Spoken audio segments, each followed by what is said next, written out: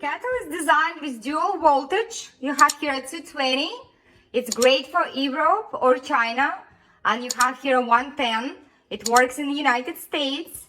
It's a wonderful idea. You can always change voltage and take this kettle with you to go anywhere. To place the handle in upward position, you need to detach it first. You have here a little lock.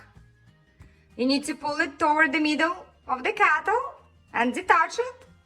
And then you need to place it upwards. You have arrows here showing it going up.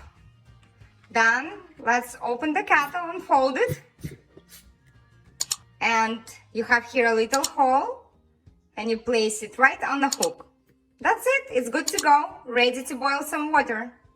To boil water, attach the cord. Add water.